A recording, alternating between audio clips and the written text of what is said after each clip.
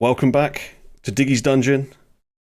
It's another week. An indeterminate amount of time has passed because this is one of those wonderful episodes where I just interview one of my listeners and we talk about 5 important songs to them during their time in K-pop, and they take us through their journey. So I'm not going to give this an episode number because I don't know when it's going to come out, but it'll probably come out after Gachi's one because that one's already been done.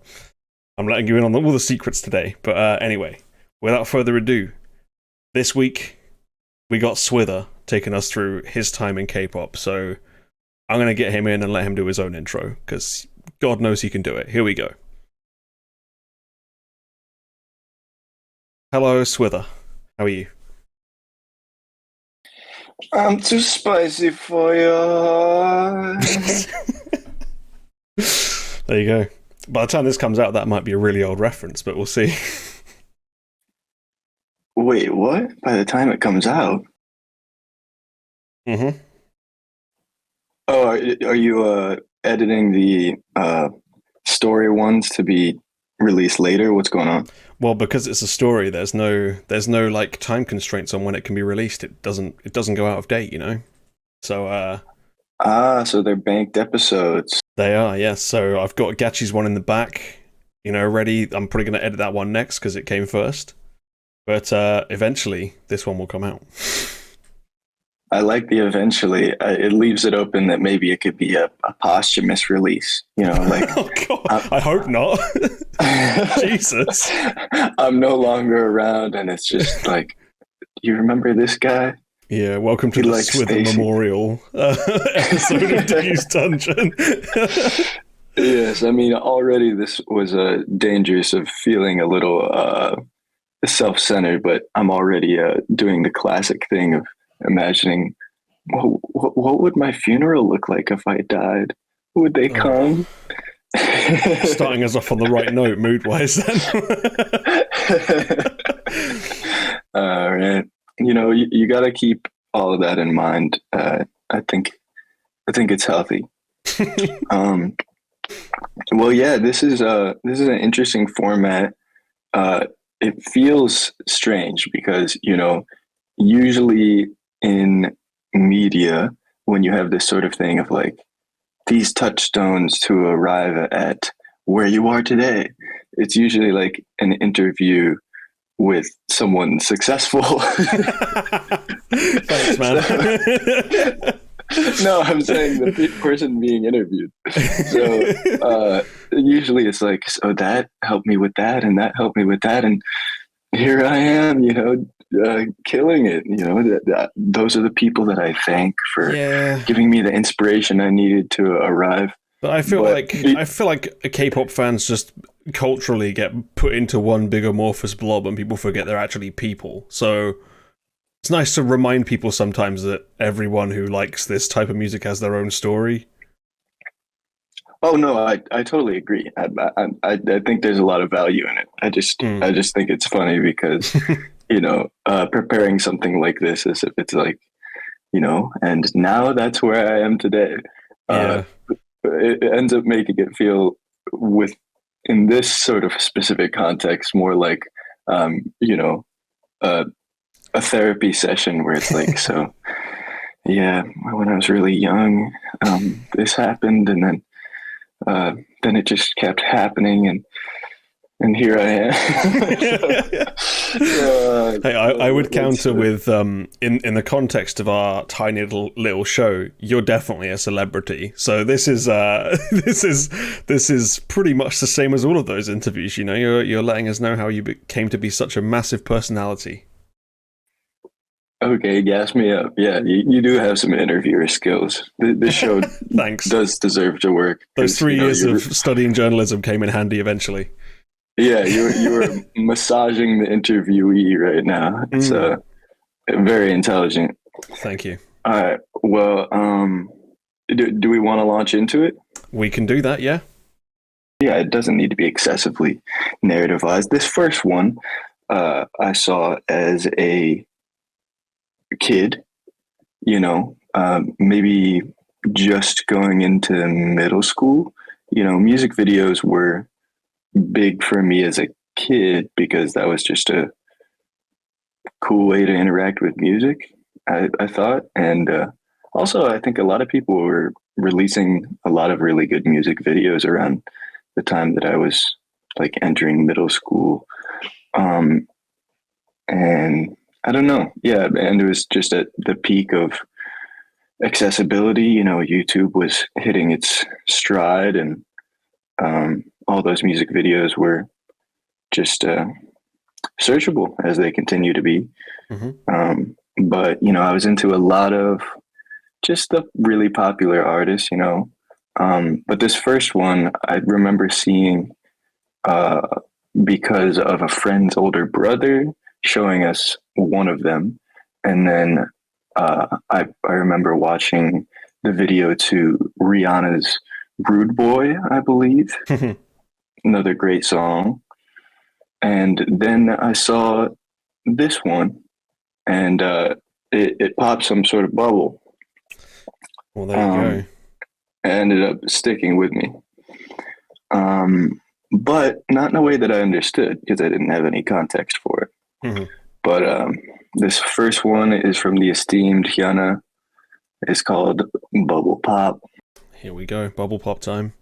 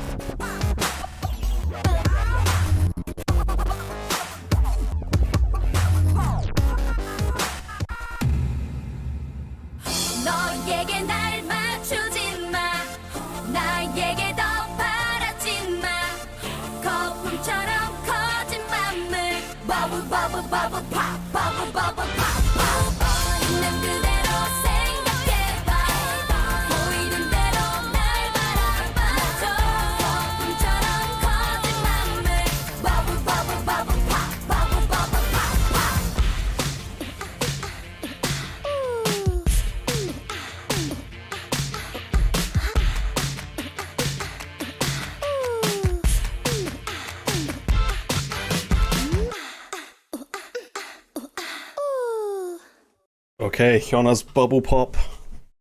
Take us through it, Swither. Oh wow. It's honestly been a little bit since I've seen this music video. I was Mm. wondering if it was gonna uh, hold up, but oh my god, it's almost better than I remembered. Um, yeah, so imagine probably fifth grade. Imagine that. What is that in English? I'm trying to think. How old are you in fifth grade? Oh snap! Don't make me think. Because they work differently between the different countries, I think. Yeah, yeah, no, that makes Fifth sense. grade But here, y'all you were have. like 10 or 11, I think. 10? Something like that. I think I was probably 11. I think I was probably 11. Maybe 12. I don't know. Um, but yeah, basically just you know how when they talk about Elvis, uh, it's just like, oh, he came up in front of this just screaming crowds Hmm. of girls, and then just a hip thrust would just cast the entire crowd into some sort of frenzy, Of you course. know. And you hear about that, and you're like, what? Come on. Anyone can do that. Why would that? Why would that cause hysteria? But when you're like, you know, just beginning adolescence, then something like that, it can cause some hysteria. And yeah, this is basically the gender reverse version of Elvis for me. One little Um, hip roll and you were in. yeah, and I mean, in in retrospect, it really is a brilliant move. I mean, she traces out two bubbles with her hips. If you were to attach a long mechanical pencil to her tailbone, then throughout the course of saying bubble bubble pop pop, she would have traced out two bubbles and then two slashes through those bubbles. So that's pretty brilliant because it also totally works without it having any connection to the words. So yeah, just a really good, smart, catchy, and provocative Mm. uh, set of decisions behind what is a pretty fun song with a bright, cute music video, the little romantic intrigue, a lot of fantastic outfits, and like dance break bridge with some sort of dark intensity. It's really extremely intense if you're maybe a 12-year-old boy. Extremely intense. Um, Definitely a music video and song that were important to quite a lot of us, I think, that have been into K-pop for a while. yeah, I mean, they really killed it with this. And also, like, it feels pretty original in some ways. Nothing else Uh, really quite sounds the same as it, even still. yeah, like it doesn't scream to me like any specific Western act that uh, you know one might accuse it of ripping off of. It doesn't jump out like that to me. It had Yeah. like a it had sort of like a tacky, cute quality to me even then. I think because I understood that like this sort of sound, that sort of instrumental and presentation. It wasn't like cool in the same way that maybe a Rihanna was or something like that. It had something that was like kind of cutely lame about it, but it Yeah. almost made it more Well, I accessible. think also because like when this came out, it was deep in the like club era of pop music in the States and around the world. Everything was like, Pitbull, Get Up in the Club, bit of Neo, all these people that were just, everything was about going to the club. And then suddenly this cute little pop song arrives and you're like, oh, hang on. Yeah, yeah, like it really. Yeah, the more I think about it, yeah, it's a. I don't know what I'm trying to say, but it feels like it's doing a pop song in a a weirdly pure way. Mm, I really don't have my thoughts together on this, but just the way that it progresses, it does feel a little bit more like a not a story, but just a song in the way that when you got more into the club stuff, which is great.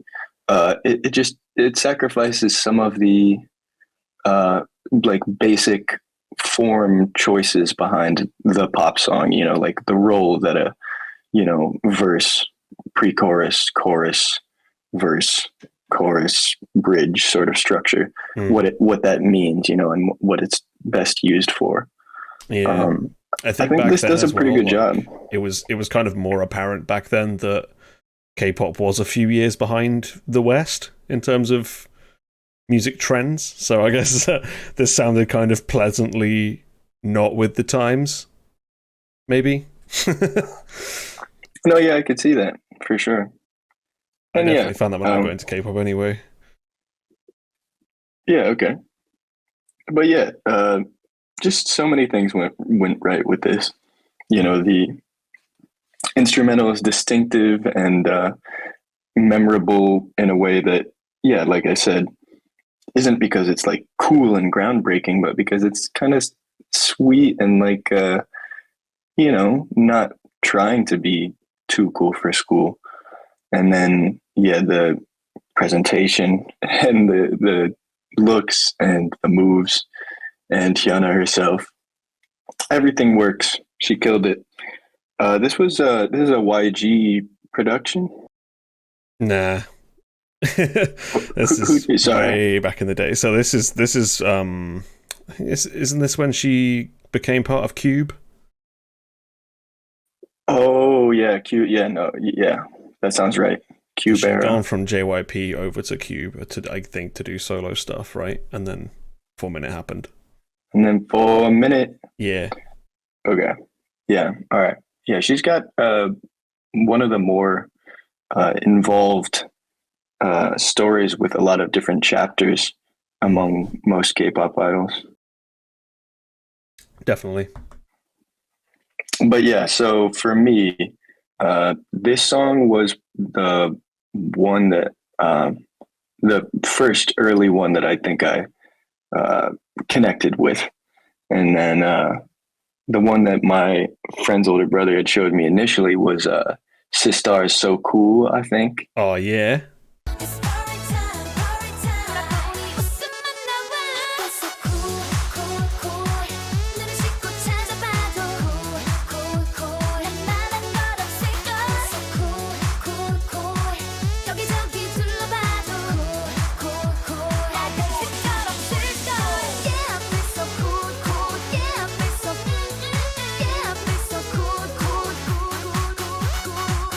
Yeah, and look so cool. Yeah, and look so cool. That I love that. I mean, that was something that I didn't quite appreciate as much at the time, but now looking back at it, yeah, I mean, yeah, I feel so cool. It's just such a good message. Definitely. And that song and music video and everything is amazing as well. Also from this era, just because there is a very hard pre and post where like I didn't really understand what K-pop was. So among the very few songs that I was exposed to in the extended pre area, I think this Girls' Generation's banger.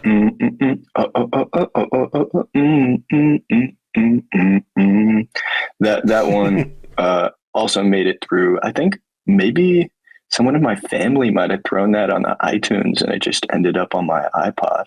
Wow. Yeah, that type of stuff. I'm in. But yeah, that song's incredible. But then there was an extended period where I was not aware. I continued to not be aware of what K-pop was, and I wasn't really hearing the songs a number of years. But I did kind of throughout that entire period maintain a series of interests that would help me reintegrate really smoothly. I was and continue to be a big fan of FKA Twigs, who, if you don't know her, I mean, you should, because you're British. I mean, she's British. but she's a dancer, singer, producer, incredible. And I went to one of her shows in high school, and it just was absolutely incredible. And that was, you know, uh, sort of, I hesitate to use the term experimental, but I'll say it, sort of experimental uh, pop music delivered from a female vocalist who's also dancing really well while she's singing. And that show was just amazing. I mean, especially as a high schooler, managing to get really close up. She wasn't even very big at the time. I think that was like 2014. And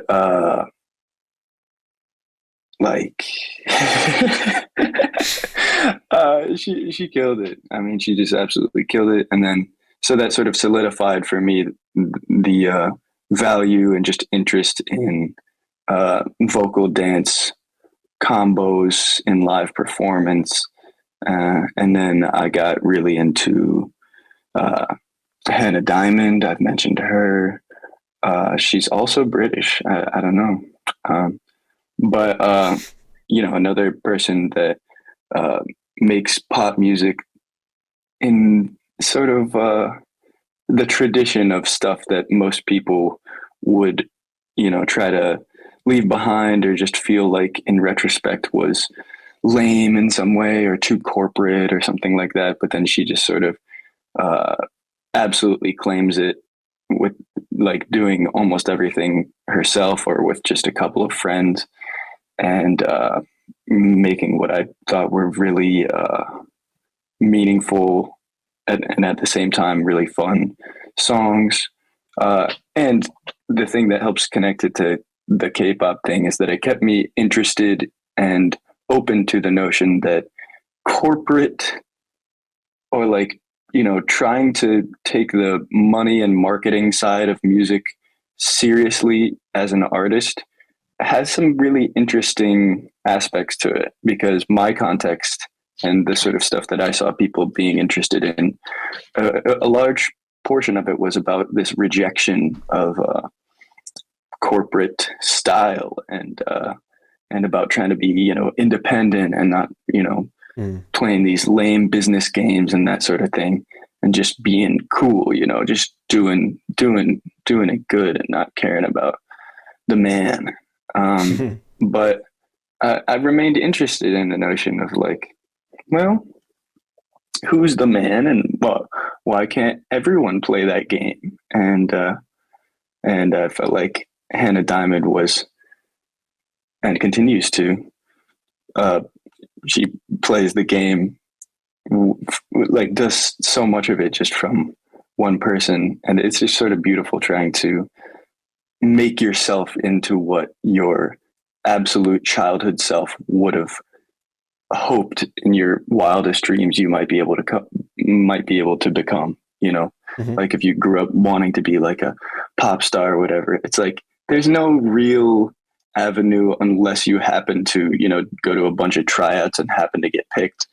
There's no real avenue to reliably get there if that's what you really want. And so the notion of just trying to make yourself into that, regardless of if anyone's going to support you, was just inspiring to me. And Hannah Diamond still has not achieved any measure of big fame or anything like that, but her music videos and stuff absolutely stand up. And I was also listening to some other stuff that frequently comes up when comparing K-pop songs. I listened to Ariana Grande. She's got great vocals, got great songs.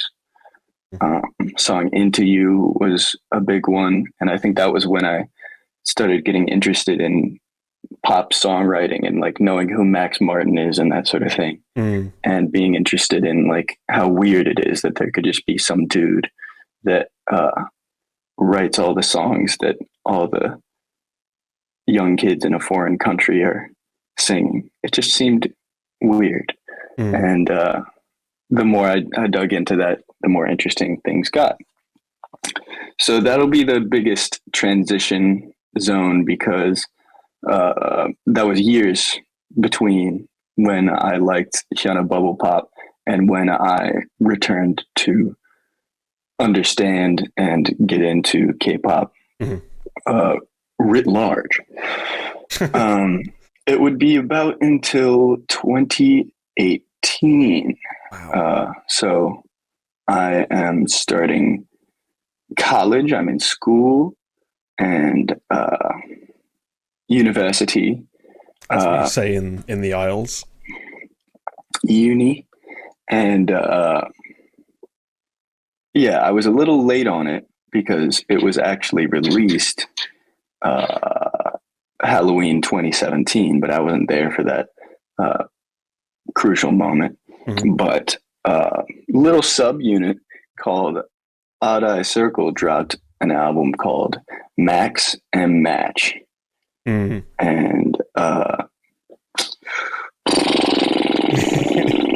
that just put the girls to the front, you know what I mean? There you go.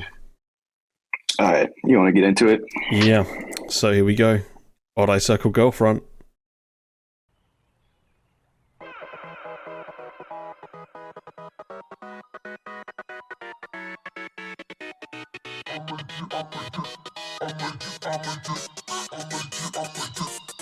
눈을 뗄 수가 없어 너와 나의 이클립스 내가 너만 보이던 너 손댈 수 없이 위험했던 Ooh boy 내 맘도 너에게 자꾸 다 끌려 사랑이 뭐가 뭔지 A to Z 아직도 몰라 그냥 너에게 빠져 있고 싶어 너를 향해 마냥 조르고 싶은 맘 네가 좋아 난 cool 1분 1초 내 생각은 전부 너로 가득 Baby I'm full 점점 뜨겁고 점점 머물러 점점 다가가 심장이 뛰어 cool 어떻게 말고 이런 내 맘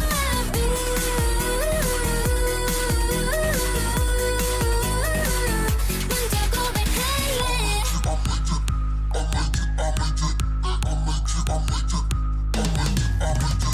Oh boy 매일 눈 뜬 순간부터 바로 생각난 나란 사람 my boy 넌 언제부터 내 맘속에 들어왔니 차가우던 내가 더워 좋아 사랑이 뭐가 뭔지 A to Z 나도 잘 몰라 자꾸만 내 맘 너에게만 끊겨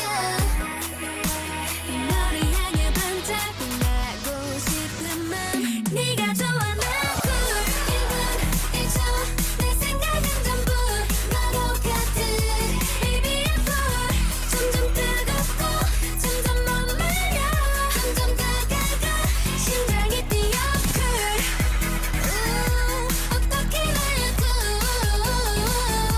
이런 내 맘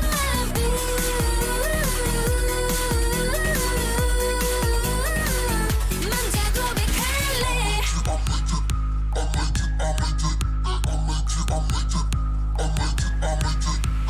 끝이 없는 곳에 남아 오직 너와 단둘이 흐려지지 않는 기억 깨기 싫은 어젯밤처럼 all night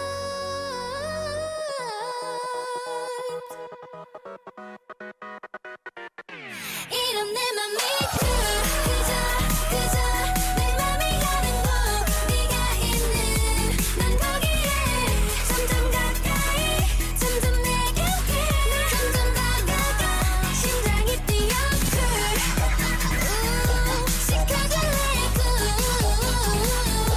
내가 먼저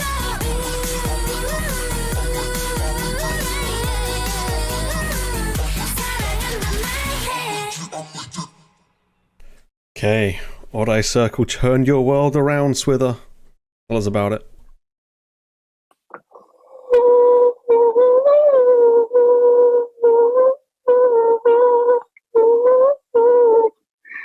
Oh my goodness. Wow. That song is so so special, so incredibly special. Mhm.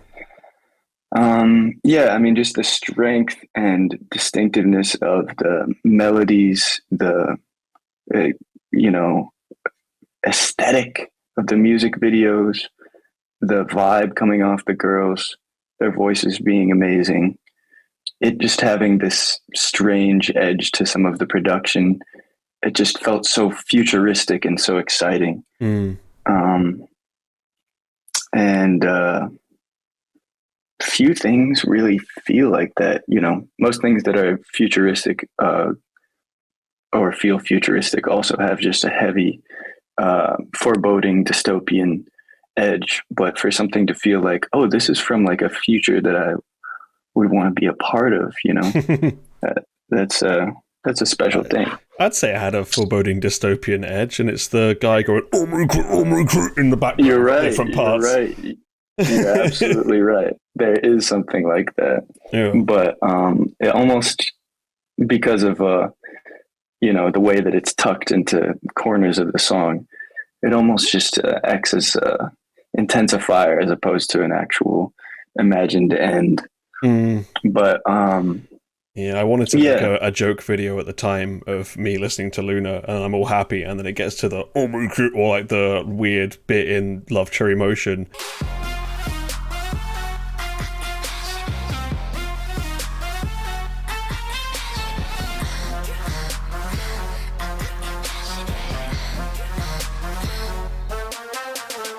And like I just go motionless. I wanted to make that video at one point, but I didn't have the same like knowledge on making videos as I do now back then, unfortunately.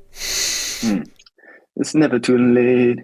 I'd say it's too late now that Luna are basically out of there, Yeah, well, they've done so many songs that don't back. follow that pattern of like great song followed by murder voice ruining everything. Like we haven't had that for a while from Luna, so. Yeah, I mean, I've definitely heard, just because of how important this song is to me, I've heard a number of edits where they reshuffle the song.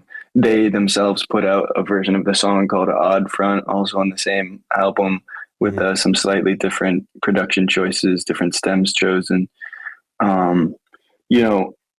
Since it's been released, I found out that that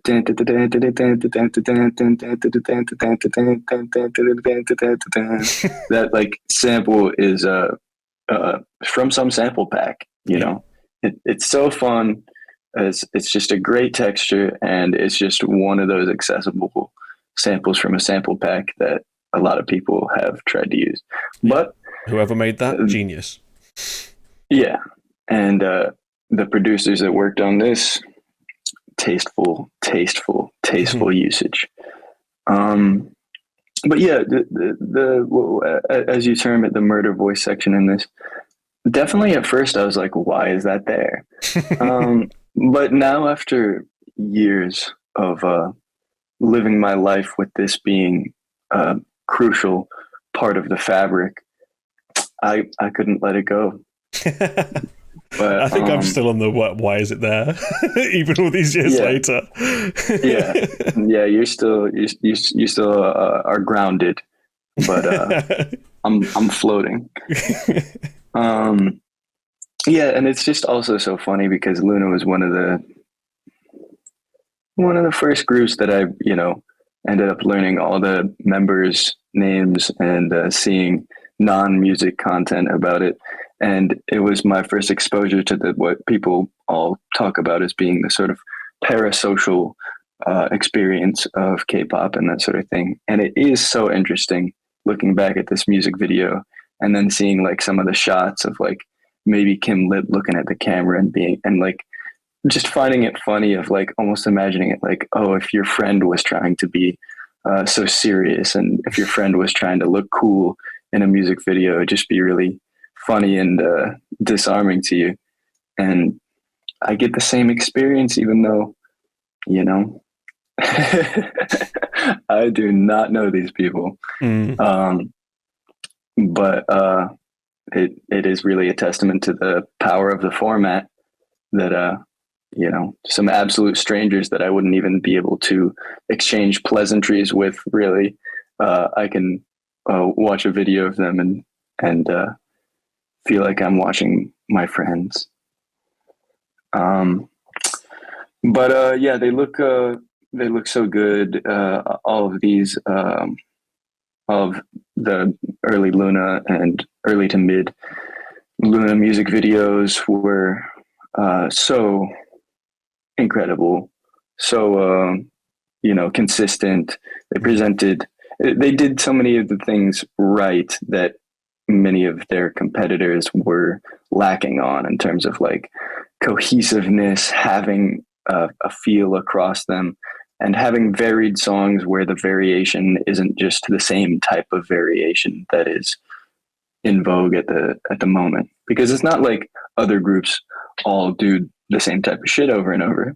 Not that they necessarily don't, but in like an album, there'll still be like places, there'll be positions, in an album you'll have like a acoustic-y fan song that's like super sentimental, super trite, and then you'll have like, one more blown out dancey one than the title, maybe, and maybe it's good, maybe it's not. And then you'll have like one more like attitude one or whatever. And that can go into a number of subgenres, but like there's still like a lot of things that get carried over and it ends up not being original. But the Luna songs had variation in the way that someone that like actually likes music might vary, like being interested in different genres and traditions and trying to use them to something that is like cohesive and still expressive of what feels like one idea or one presentation. It didn't feel like they were just ticking boxes like it sometimes does. Exactly. Yeah.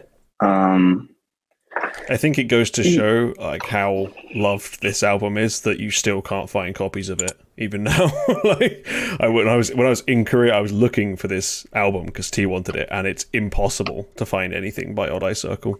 Impossible. I mean, just look at the track list. Simply look at the track list. The first full-length song on it is "It's a Sweet Crazy Love." I mean, incredible song.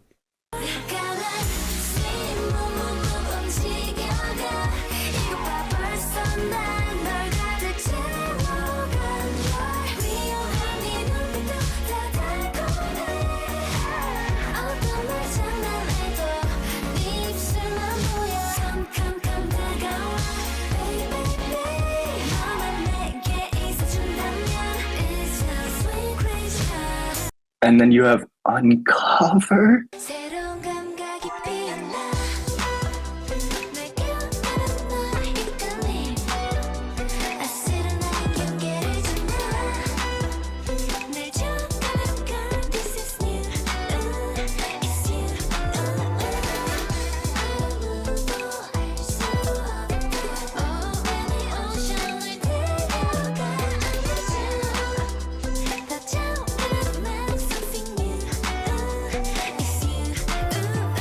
Uncover is like one of the best songs. The Odd Eye Circle's Uncover does that sort of like dreamy R&B thing better than, oh my God, it's so ridiculously good. And then there's Girlfriend.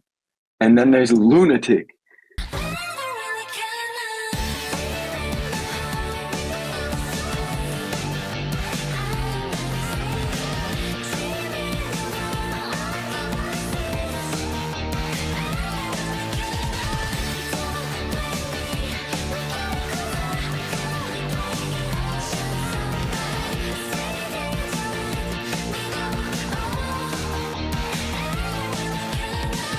And then there's Chaotic.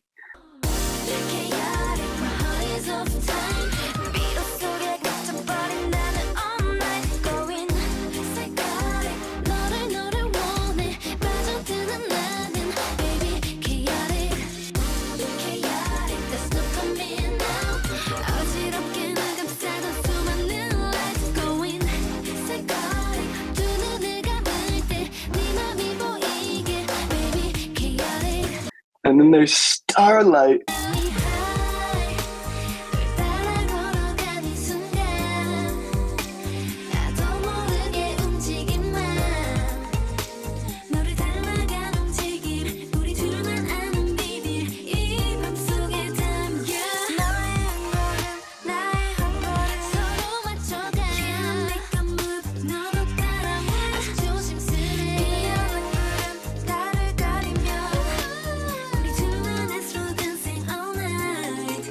Oh my god! I mean, come on! It's like You sound like me talking about Pink Tape. it's not a no miss. It's like an all through the right pupil headshot. You know, like every single one is just right on. It's ridiculous. Yeah.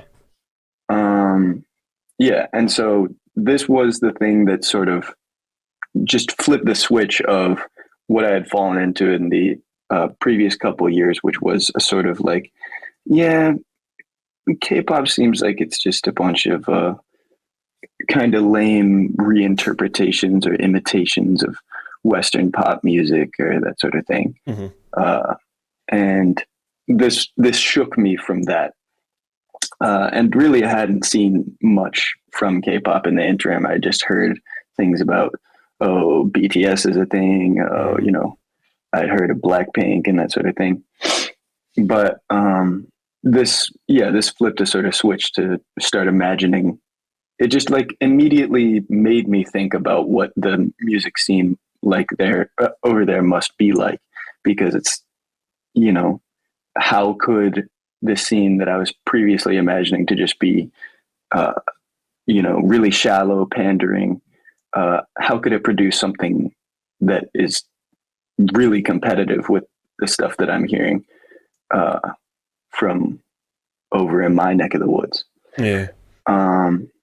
And so, yeah, it just made me dive in a little bit. Like, okay, surely there's something real to this, and there's people that actually are trying to do something interesting with it. And yeah, I mean, also the Luna rollout strategy was brilliant, because then by the time that this rolls around, you have an individual song and music video for each of the girls on screen. And each of those songs is ridiculously good. I think the first one that I got to after this was just Kim Lip's Eclipse.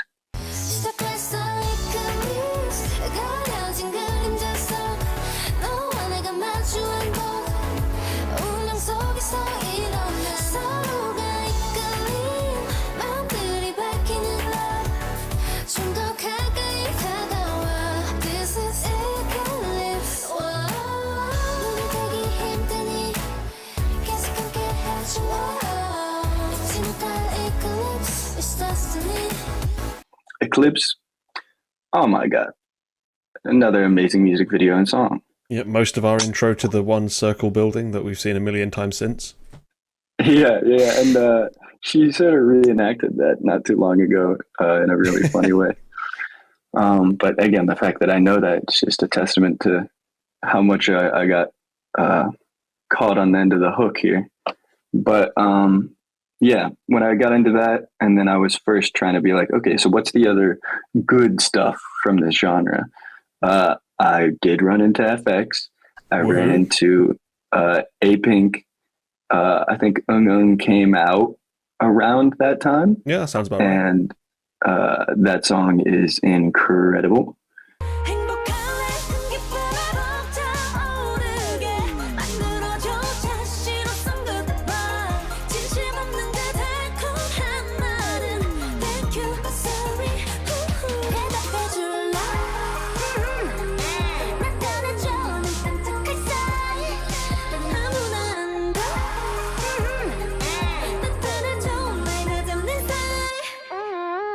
And I think one of the first songs that I listened to around it coming out was Dugan Dugan by From Is 9.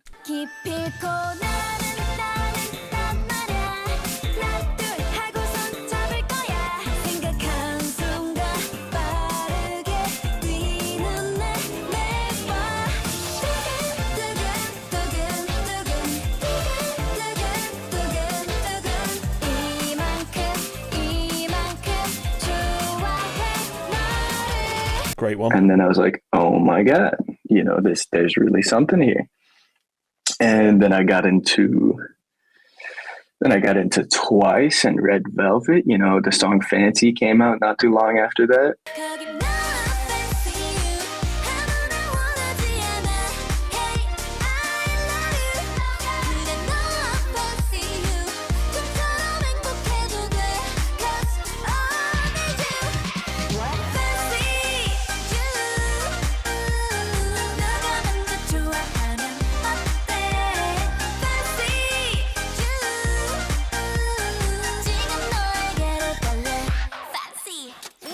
Yeah, I didn't even hear that one as it came out, but then once I found it, it was another very important song. Yeah. And Red Velvet's Russian Roulette, many people have tried to say that that's like a perfect pop song, and I really struggle to disagree.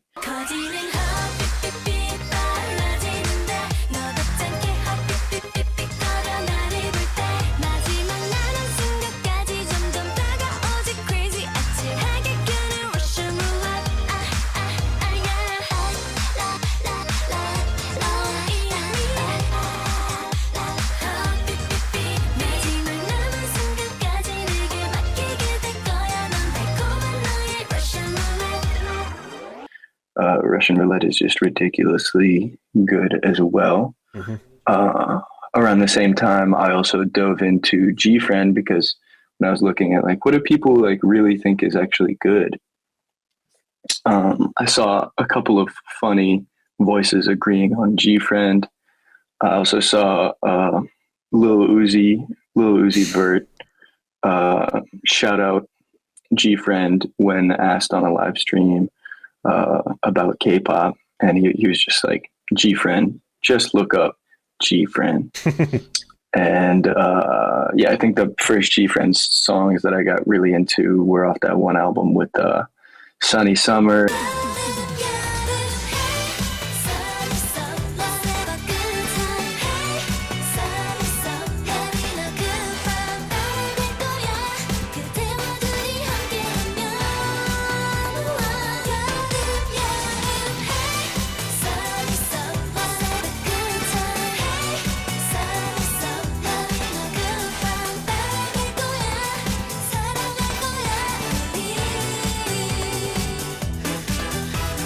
And Sweetie.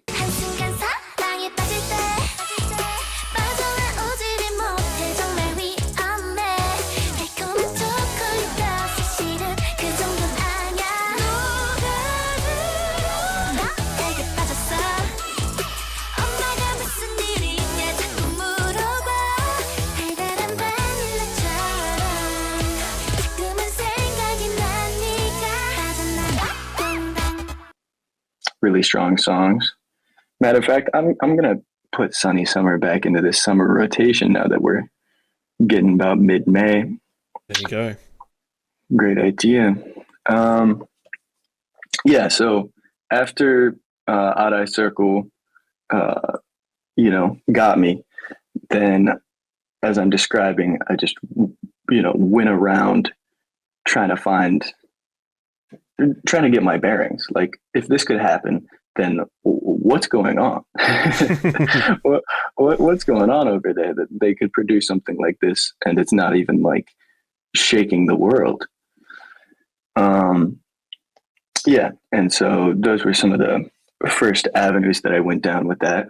And then that takes us up to about 2020. Oh.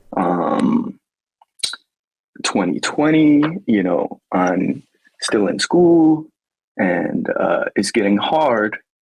And then, you know. We all know what happened that year. Yeah. And so then that was sort of an invitation to start treating this a little bit more like the unhealthy K-pop fans that I would have thought myself much better than, you know. I would be like, oh yeah, but I'm not a sucker for all that fan service, and I'm just here for the good futuristic, tasteful music and cool presentations. But then, yeah, 2020 hits, and I'm like, that girl's pretty funny. Has she ever been on a show ever else in her career? Oh, she's been on like 20 shows in the past year. Okay, what was that like? And it's a dark sort of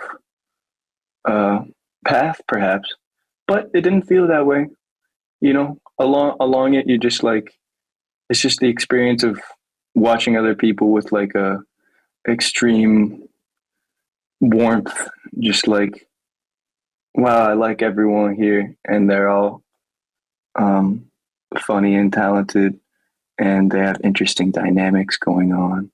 Mhm. And there's differences with my culture that are interesting and of note. So yeah, then I went on that sort of spree and started digging back in time to like what older K-pop stuff was going on, because still when I was getting into the stuff that I had just mentioned, I was still imagining that, oh, maybe K-pop is just now getting really good. Mm. But then 2020, I start, digging back into, I learned some of the histories of the individual companies and the important figures in them, and then start digging through the groups that were important to people. And, I found a lot of good stuff. Excellent. Some honorable mentions for this category, the 2020 retrospective moment. Kara's Pandora.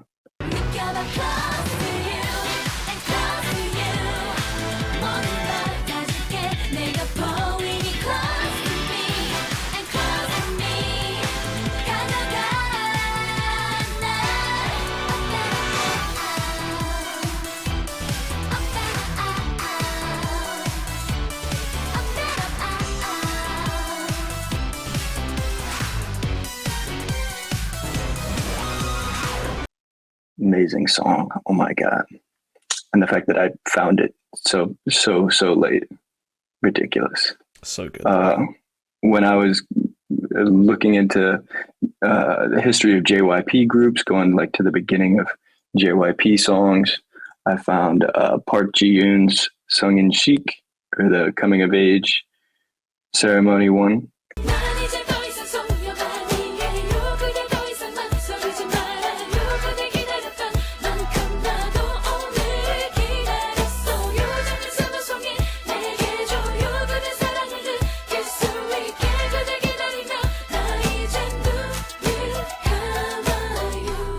Which is just an incredible music video and song. So artistic, and really had something going on with that. And yeah, as I understand it, a lot of people continue to do covers of that song. Absolutely. Yeah.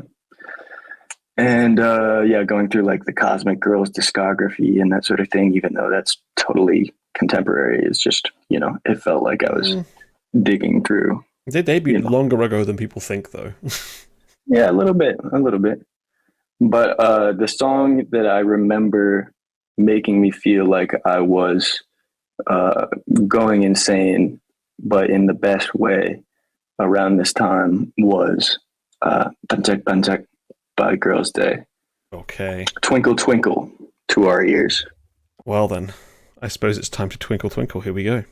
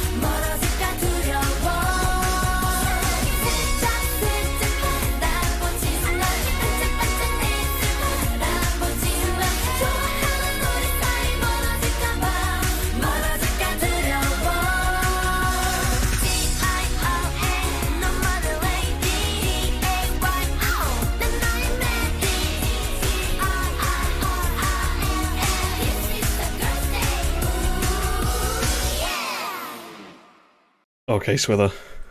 Twinkle, Twinkle. Or Banchak, Banchak. Talk us through it.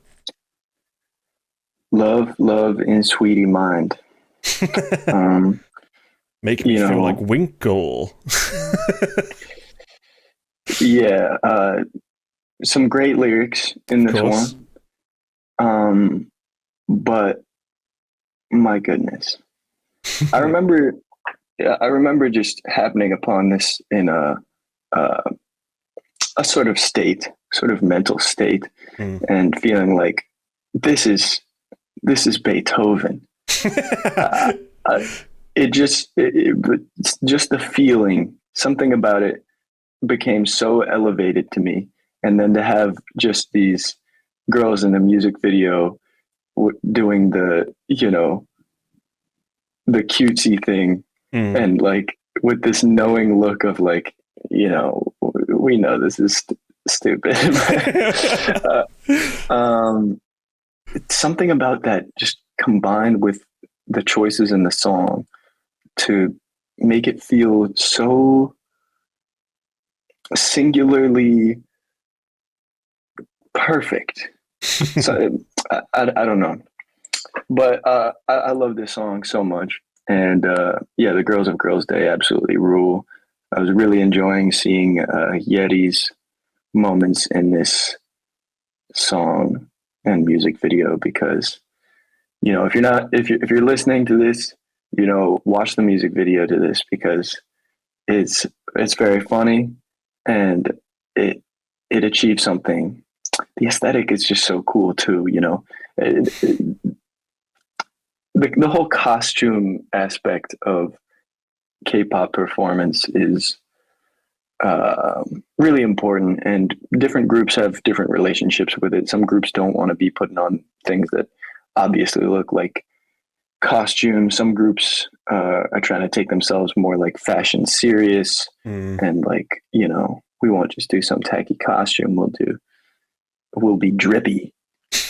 I love me some tacky costumes personally. Yeah, you can achieve so many aesthetics, but when you got a group of people that are all talented, you have so many choices. You have so many things that you can do with a series of costumes in a set. Yeah. But yeah, in the tone of this type of music video, there's more music videos from this sort of era that do this sort of tone. Few to this level of excellence, but definitely this sort of thing is represented around that era. And we have some of that still, the Super Yuppers music video from Cosmic Girls, that subunit, Shokome. Okay. Yeah, that kind of maintains this sort of tradition, but there's kind of few and far between these days. But yeah, just the composition of this song and the way that you get into that last chorus with that big note lift and then just back into it. I don't know. It just extremely energizing for me, and almost like enabling. It almost feels like it's that sort of powerful. It's like almost falling back into it feels like a rush of a relapse. Yeah. It's just like, oh, I'm spinning out and let's go. And yeah, just some of the composition of this, it just feels, like this feels very original to me. What would you compare this to? I don't know. I mean, obviously this kind of style of music at least was popular back then, but also like no one ever really, this is the thing of that era, is no one really ever came at these songs with like plagiarism accusations like they do now. At least not in the same way, unless it was like one of those weird cases where they'd bought the same song as somebody else who'd already released it, like Run Devil Run or whatever. But like, yeah, the vast majority of songs back then just didn't get those things leveled at them because they felt more unique. Like, I'm trying to think of something to compare this to, but it's just what it is, you know? Yeah, for real. Just is what it is. The rhythm on the synths and like just the pace of this song, it just feels so crazy while hitting all of the basic marks, you know, like the of the pop format. You know, it has all of the basic song parts of the pop format, and instrumentally there's nothing going on here that's super like in terms of the actual palette, none of it is that crazy. I mean, they're using some synths that are usually, I feel like at the time, used more just in, you know, like trance mixes, like a Armin van Buuren type synth pad or something. But then using it in this way that feels like, yeah, I don't know, someone that like was trained in classical, but then is told try and do just like a baby pop song, but then they can't. They can't quite, you know, take out all of the interesting stuff that they love, you know. Yeah. That's kind of what it feels like to me. I don't know. Yeah, this song. I kind of feel the same as I did about how you do about that Lunar album, where it doesn't really feel like they were ticking boxes. They just actually made a song that they wanted to make. Yeah. I could see that. Yeah, I mean, this just, it comes together so in such an interesting way, especially with just some of the bizarre lyrics, ones that are just extremely clunky. It still just adds together to something that feels totally together. Mm-hmm. And yeah, that's another thing I want to say about just my experience with K-pop is just being able to get to a place of really thoroughly, genuinely enjoying the song, but then also really enjoying how funny everything is. Yeah. You know, that's a big feature of K-pop for me, I think, is just, you know, not when something's funny, it's not because you're mocking it. It's not because, oh, that's lame. You know, they're goofy. It's because, you know, pop culture, it's light, you know, it shouldn't take itself that seriously. And if it achieves some real things while being really funny, amusing, and a little bizarre, it's special. Yeah, I'm with you on that.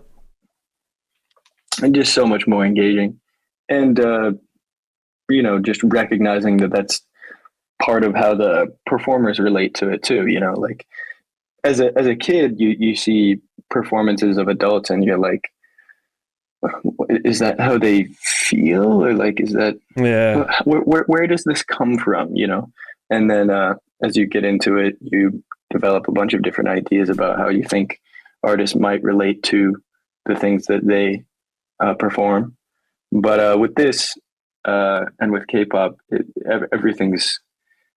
it's so interesting how simultaneously opaque and transparent so much of K-pop is, because you can see, you know, they put out so much content. It's extremely hard to hide some of the basic dynamics and basic attitudes going on if you're putting out so much content of people in relatively, you know, unrehearsed contexts and that sort of thing.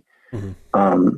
But at the same time, it's this industry where most of the important decisions and moments really definitely happen deeply out of the public eye.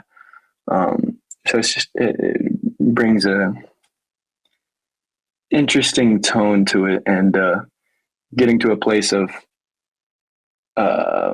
imagining what these girls think about the songs that they are performing. It's just an added sort of interesting dimension.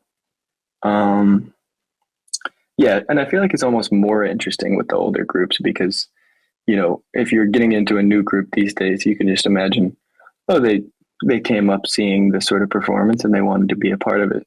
But when it was like the 2000s and stuff, I feel like the performers getting into it didn't have as much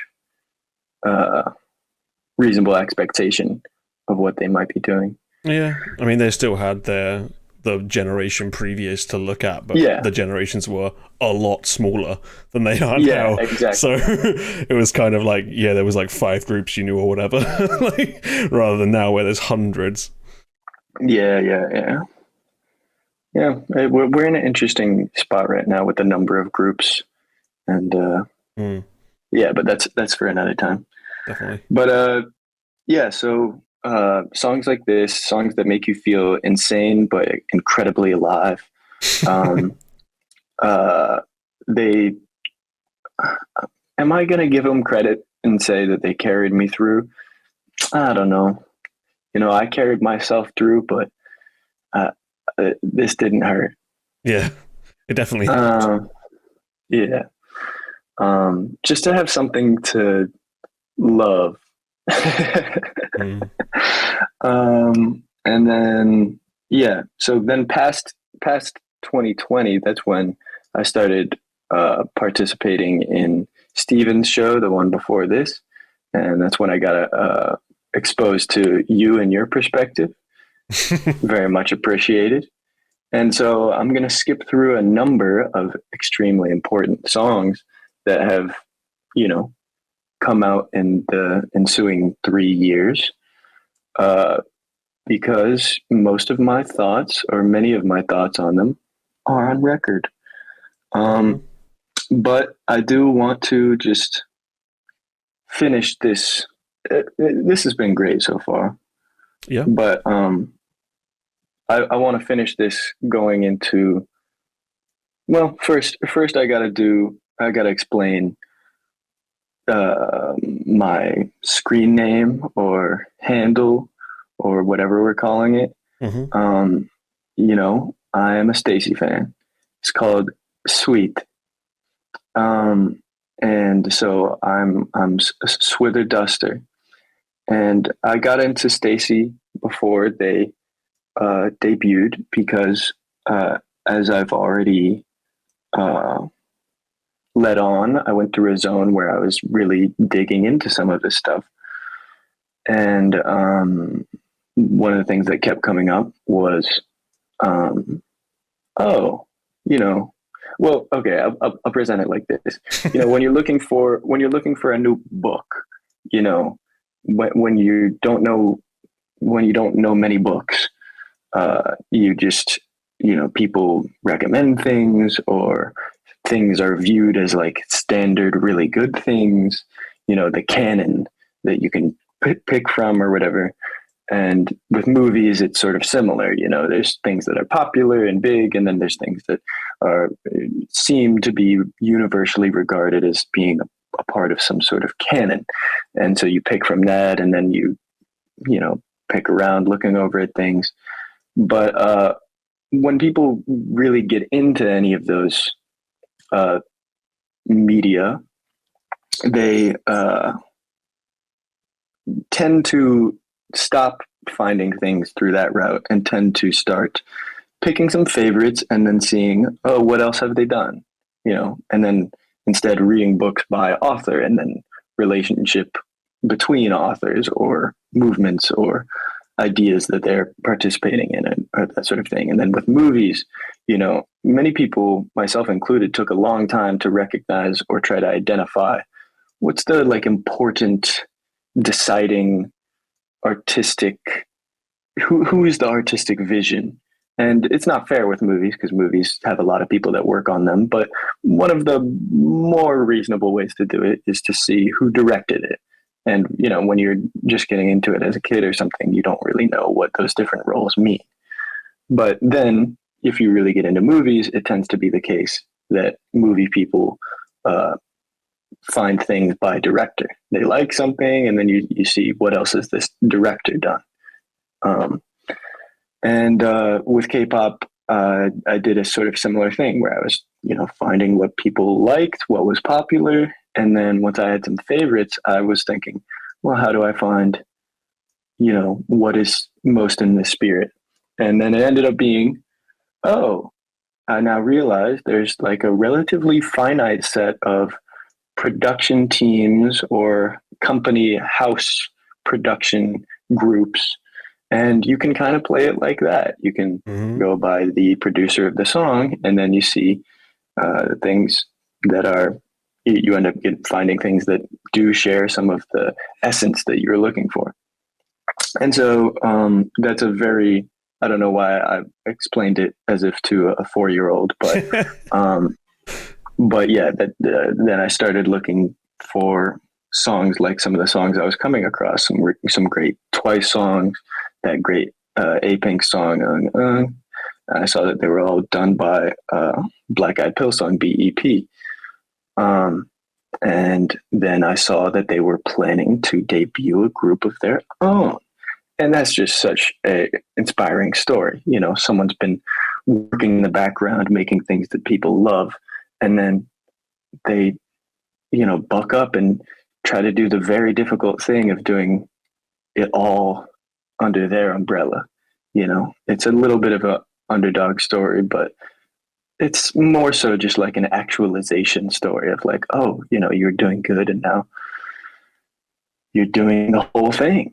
And so when I saw that they were going to debut a girl group after their list of songs was so ridiculously strong, I got extremely invested. I watched all of the pre-debut contents. I still miss the Taiwanese member, Lydia. She's still a Stayc girl somewhere. But yeah, I followed up into the debut. And by the time the debut song came out, I already knew all the members and had some significant investiture in their success. Did I send Beep Beep or Like This first? You sent Beep Beep first, but you're building up to Like This, so we can switch the order. No, I think we should actually still do Beep Beep because, yeah, both of them are in the same line of Beep Beep is produced by BEP. Yep. And it sort of solidifies my point about how you can find good stuff through the who produced the song, because this song, despite being fantastic and years old now, does it even have 1 million views? Yeah, no, it doesn't even have 1 million. Exactly. So, brutal. Just if you're trying to find good songs, a good way is to go by the producer, because guys that produced TT and some giant songs, if you look through their production discography, you might come across something like this. Ruann's Beep Beep. Here we go.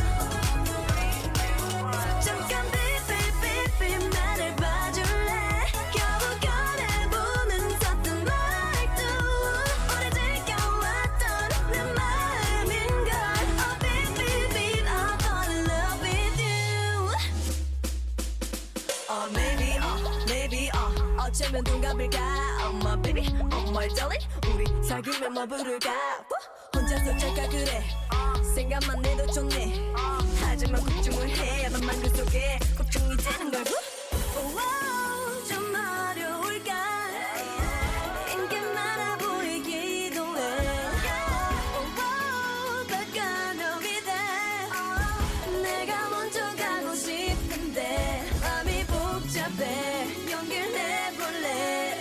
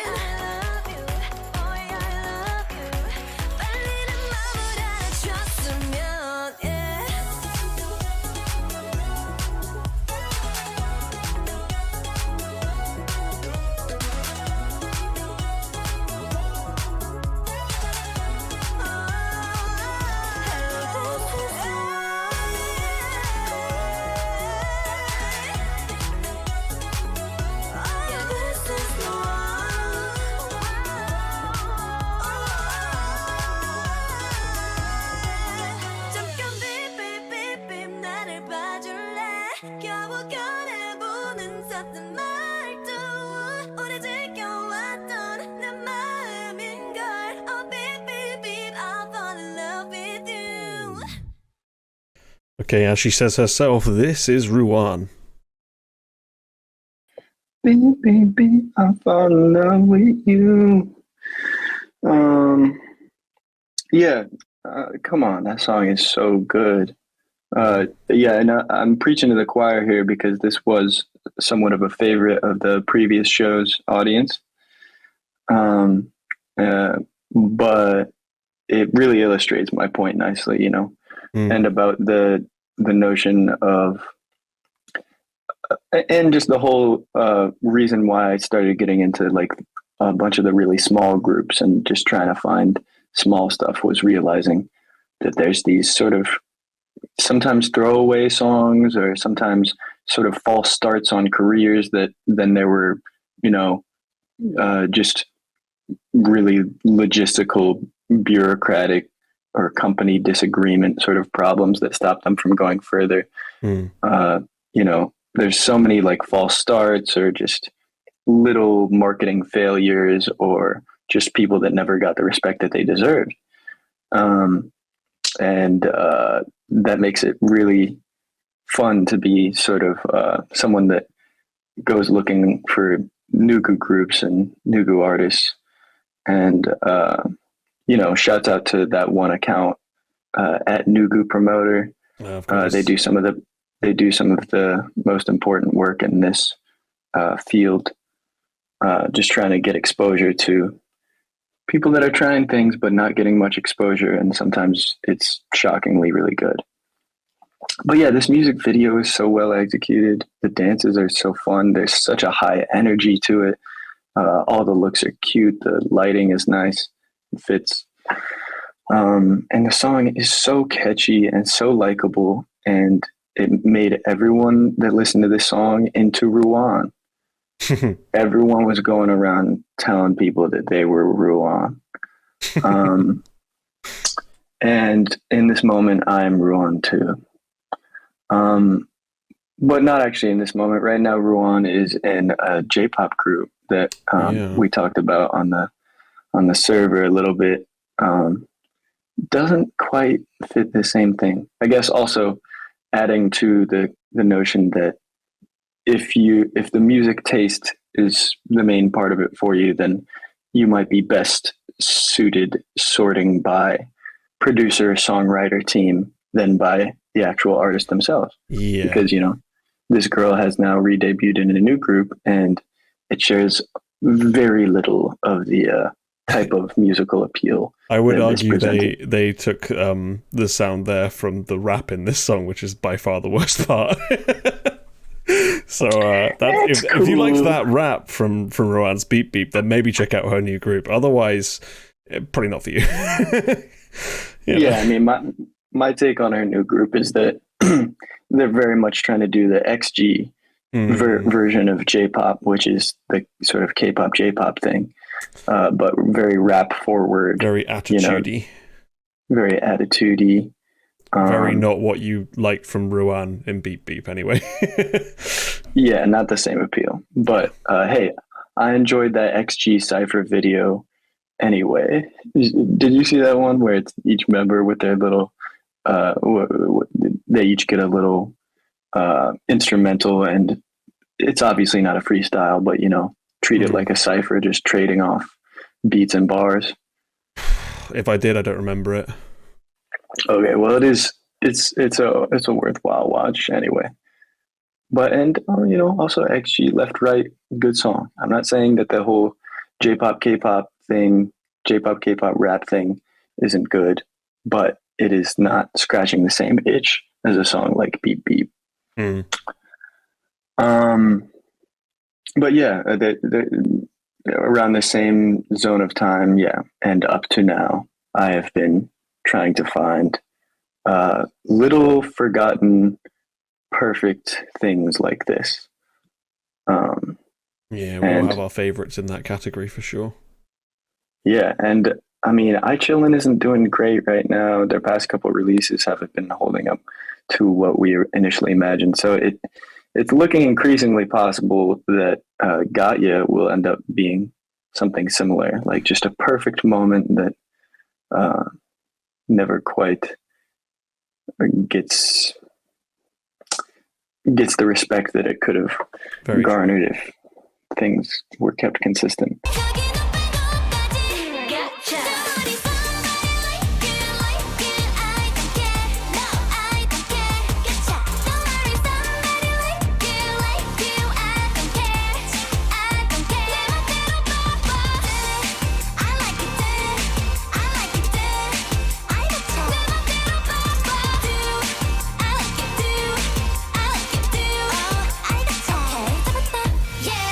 Not to say that I Chillin' don't got songs. I mean, I Chillin' got songs. Just the last Fresh few is- haven't been great. Yeah, Fresh is great. La Luna is great, but I haven't been feeling like their recent output is doing the same thing. Mm. And yeah, I mean, there's just so many interesting stories gone awry in K-pop where the starting point is a great song and then the ending point is just this hilarious series of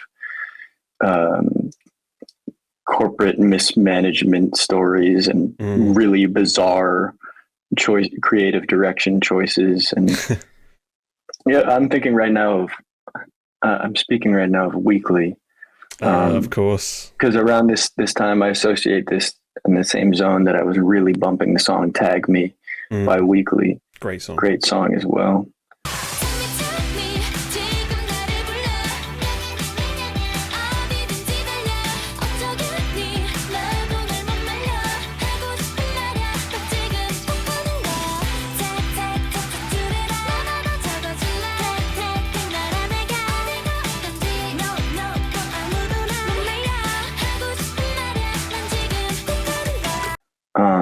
And yeah, that group has undergone a series of trials and a couple of goofy rebrand attempts.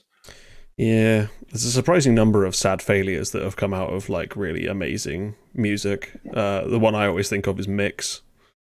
Oh yeah, we go honestly, from Oh My Mind. Cause my baby, baby, 집에 가지 마. 너와 밤새도록 할 얘기가 있어. 오늘 밤에 집에 가지 마.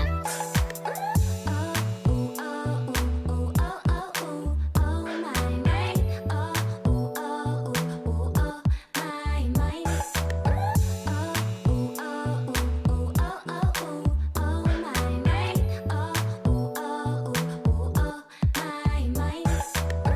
To yeah. fuck, what was the second one called? I can't even remember. They sounded the same as On My Mind.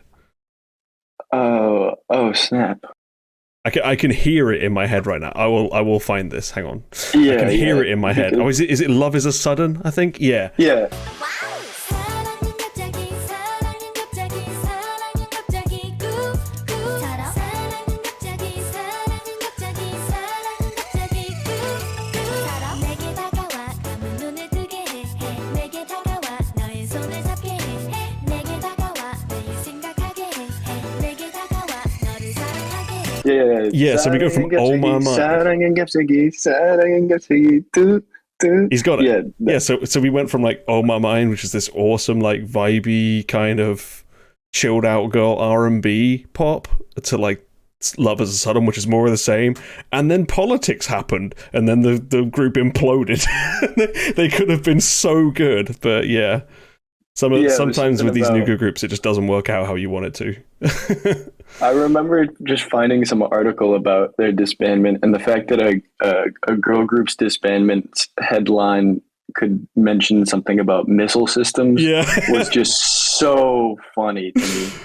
Yeah. And part of some of the just esoteric beauty of this genre. But yeah, those two songs might be the thing I'm most grateful for you for, because Ooh. I had not heard those songs until you put me on to Mix, and those two songs are so ridiculously good. They're amazing. There's nothing else like it is the main thing with Mix. yeah, just the tone, the like how tasteful the music videos are and how fun, and then how just simultaneously cool and so good and bright. Because like a lot of these things that we're talking about, sometimes there's like a sacrifice of trying to be cool to achieve something else, which is really great, and that's frequent. You know, frequently that's really great. And then there's things that achieve cool and then don't invest enough in some of the other stuff, and sometimes that can still be good if they execute the cool really well.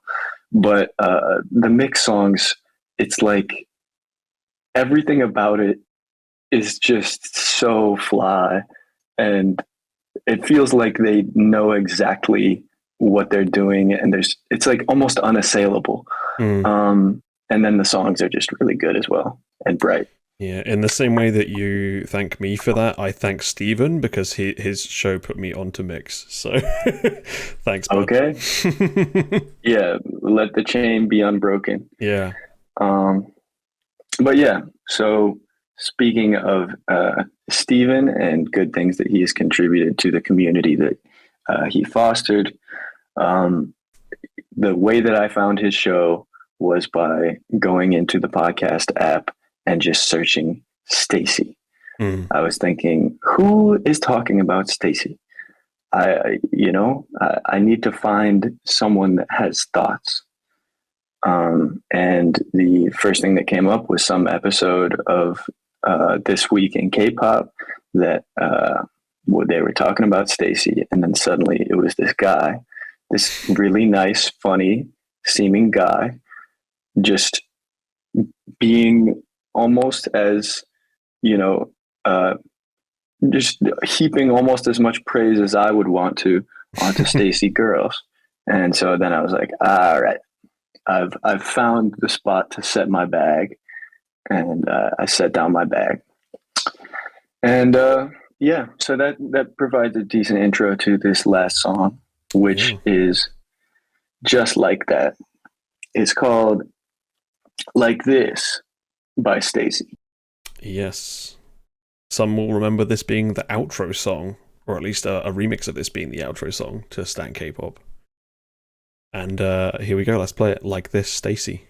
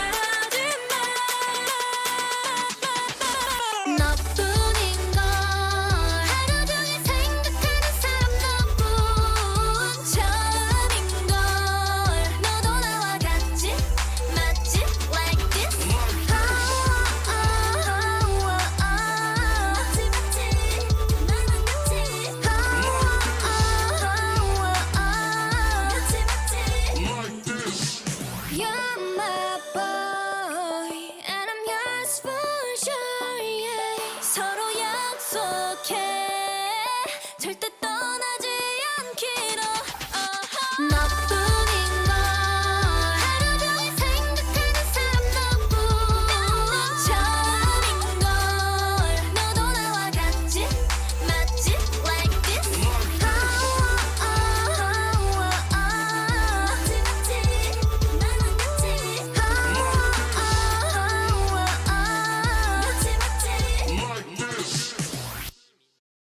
Okay. Before we get into discussion of like this, shout out Symmetric Light, because I still hear Treasure's Boy when I hear this song for some reason. The power of that remix is unreal. But anyway, Stacey's like this. It's really like that, isn't it? It is. It is. Oh my God. You know, yeah. When you listen to someone talking about something they love, it's easy to not feel it or not try to. Well, it's easy to just not be able to communicate it. That's the main thing. Frequently, I'll hear people talking about things that they love, and I just simply don't get it. But it is really beautiful to try to feel what someone feels for the things that they love really deeply, because I mean that's just the whole thing, isn't it? You know, like I don't know. But I hope something about what I'm saying here manages to impart a little bit of the feeling of the excitement, the warmth, the energy of just being so into this music, this genre, this group. Stacey is so incredible. Each of these girls are absolute legends. Park Sheehan, you know, I don't know. Everyone should know her by now, but she's the girl in the red crop turtleneck one in this performance music video, and she is incredible. But also really important to me getting into this group was her dad, Stacey's dad, because Stacey's dad has got it going on. Sheehan's dad was Park Nam-jung, who was sort of a pop star himself. Not a K-pop star, though. It was a little before that. But he wasn't quite a trot guy either. I don't know enough about it to really say what he was in context. But I can say if you look up Sheehan's dad or Park Nam-jung on like some old music shows or some performances, it will not be a waste of your time. That dude absolutely rules. I look up to him. You know, his footwork is something that I'm still trying to recreate with respect. He's got insane moves. He's an extremely cool guy. And then the fact that someone that is so obviously cool and talented and successful would then be like really comfortable and supportive of his daughter going and doing K-pop girl group stuff was really important to make me feel comfortable getting invested in this group, because I felt like, you know, if this guy, you know, it's not a position of desperation, and it's also not like just some weirdo show business guy. This guy really seems like a good guy. And if he is really supportive and down with his daughter getting into a K-pop girl group, then it really can't be so evil as so many people try to make it out to be. It simply can't. And then seeing him support her every time Stacey has a comeback, there's a Park Nam-jung, you know, duet dance, and he bodies it every time. So sometimes he does the Stacey choreo better than some of the Stacey girls, which hurts to say, but he just absolutely kills it. And I remember seeing this video around when Teddy Bear dropped, and Sheehan does it with her dad, does the dance with her dad, and I pull up the comments, and the comments are all like, "Sheehan, fight back! He's eating you up!" And it's just so funny and warm to see this really cool, extremely supportive dad with an incredibly healthy seeming, talented, and cool daughter. And it all comes together. And then obviously I've been burying the lead, but my bias in the group is Isa Icheon. And she, oh my God. She has just such an incredibly distinctive vocal style, and I could just pick it out with like one syllable if she was on a feature track or something. I feel like I'd be able to pick it out in less than a second. And everything else about her story and her sort of attitude and temperament, she's just so incredible. And I get nothing but really much needed good vibrations from this group's contents and from her. And I'm just very grateful they exist. This song came out as the B-side to So Bad, another world-changing song.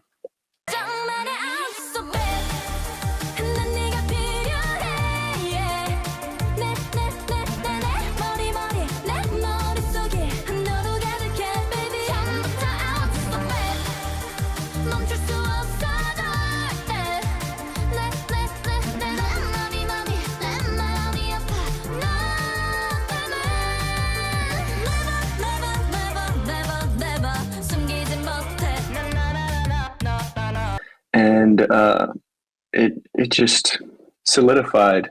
Yeah, I liked the idea of this group in concept, and then now that there's some execution, everything about that is perfect too. So then I was just locked, and I continue to be locked in. I will ride for Stacey, to the very end. I mean, let's go. And yeah, I don't mean to leave out the other members. Sumin is so cute and so funny, and being the oldest of the group, so humble in not trying to be over the other girls, frequently making light of herself to make the others feel comfortable. And she's really thoughtful and considerate about people. She's definitely someone that seems to care about people pretty deeply. And Yoon is so hilarious. She's the tallest one, the one with the bangs that have created and destroyed. And then we have Seon. Seon is also so precious. I mean, she's got this whole princess thing going on where she, just wants to sell that whole princess vibe and everything, but it very much has the feeling of like, a Disney girl with sort of like that just wants that sort of thing, like a girl that grew up watching Disney stuff, and then their sort of fantasy is to be one of the princesses. And she's just cute. I mean, and great singer too. Yeah, some of her lines. Yeah, in this one she has a couple of good lines. I'm forgetting specifically which ones they are though. And then we have JJ, the absolutely, a rare type of youngest member.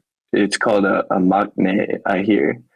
But usually, the maknae is frequently like, sort of like not a comic relief, but a cute relief, just someone that's there to be like, ooh, I'm little and cute. And then JJ enters the fold, and she's got the deepest voice in the group. She's the rapper. She's got the bob. She just rules. And also the dynamics between them, like Yoon and Jae are the two youngest members, and they just have some legendary moments together. They have the funniest friendship. Just amazing. Yeah, and like what I was saying with how Park Nam-jung made me feel comfortable, investing in this group. Like, surely if this guy is, fully on board with, his daughter being in it, then it can't be bad. Beyond that, just the contents that they put out have a different feeling than most other groups, in the sense of it just feels like, a place that wouldn't be a nightmare to work. I just get a really good feeling from the Black Eyed Pilsung guys, and the company and direction, and the way that they still manage to, push the girls to be great without having it be this, or it doesn't seem like it is any sort of like punitive or extremely stressful or, miserable place to work. So, it just, so many things make me a giant fan of these girls and their songs. And yeah, that's pretty much where I am. Okay. I would like to give credit to K-pop a little bit in making me, or in helping me get through some sort of lonely in between periods of my life. Now I am working, and I'm finally feeling a little bit more like in control of things and of my life. And I think I did need something warm and like unserious and cute that could just be something that I have while I'm going through a bunch of processes that seem a little bit cold or threatening or competitive, and not much, and just, on a personal level, some relatively lonely times in my life. And I think there are healthy ways to relate to this genre. A lot of people mostly talk about the demented nature of K-pop stans, and it is definitely true that there is a lot of that, and that there are aspects of it sort of built into it that do sort of tempt you to relate to it in a kind of unhealthy way. And there are definitely, about the industry itself, a lot of extremely rough things that happen, for sure. So I'm not saying that this genre and industry has my 100% seal of approval, but I do think that it achieves some rare and special things. And when you do that for people that are just trying to get their footing and need a little something, I think that this will really have a lasting impact, this genre. I think it will eventually successfully go from being dismissed as this sort of, infantile, like mirroring of Western corporate pop with this cynical money grabbing sort of direction. I think it will eventually be recognized as something that really was formative for a lot of people in my generation, at least, in just loving something. Definitely. But yeah, here I am today. I'm still deep in these trenches. I'm watching music videos with less than 500 views. I'm trying to copy the transcript in a different language of just some backstage encounter into Google Translate, and then see if I can look between the idioms to see the essence of what's been communicated. I'm still, doing some things that would look from the outside like obsessive or unhealthy. But frankly, I think it's just a fun interest with surprising connections to other things. I mean, one would argue that maybe the fact that a music genre / scene can get people to do things that might sound mentally unhinged is a mark of its quality. Yeah, power. It's absolute power. Yeah. I mean, my Korean friend just talks about K-pop as being just the sword of Korea's soft power. True. And that's a perspective. Yeah. Yeah. But I